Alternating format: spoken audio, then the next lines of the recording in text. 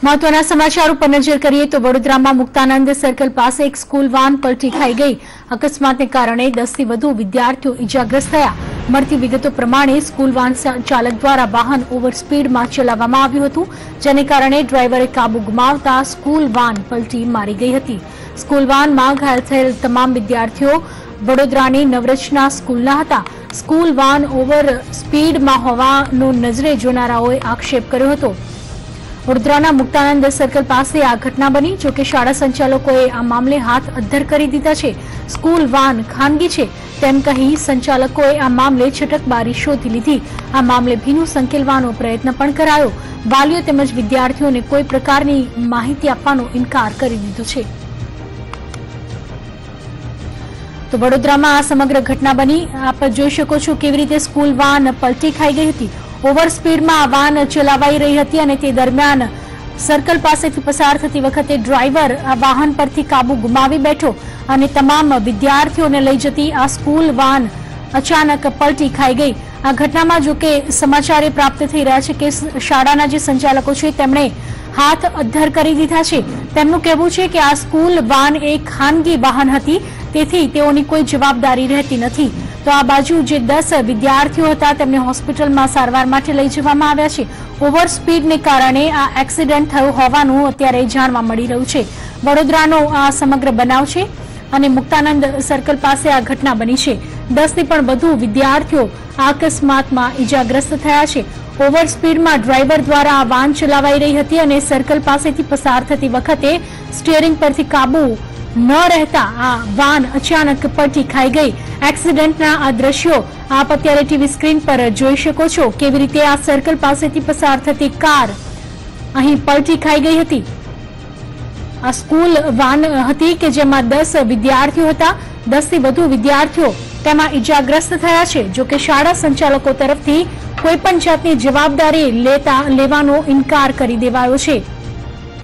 10 થી વધુ આ વિદ્યાર્થીઓ હતા કે જેઓ ઇજાગ્રસ્ત થયા છે। ઓવર સ્પીડમાં આ સ્કૂલ વાન જઈ રહી હતી।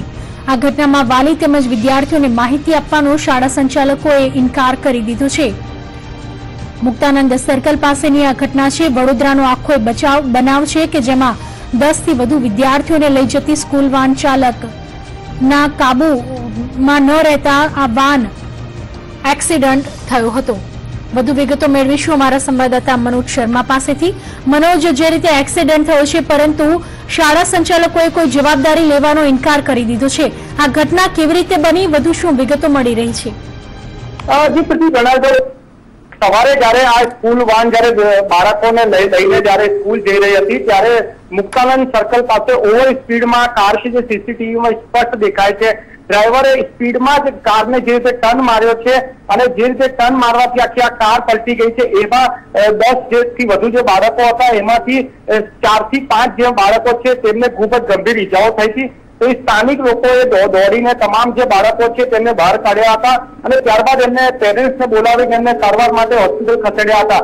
શાળા સંચાલકનો સંપર્ક કરતા એમને સ્પષ્ટ જણાવ્યું હતું કે આ વાન પ્રાઇવેટ છે અને એનાથી શાળાને કોઈ લેવા દેવા નથી, પણ તમામ જે શાળાઓ છે તેમનું ગાઈડલાઇન છે કે જે વિદ્યાર્થીઓ જે વાનમાં આવતા હોય એનો સંપૂર્ણ રેકોર્ડ રાખવામાં આવે, કઈ વાનમાં કેટલા છે, ડ્રાઈવર શું છે।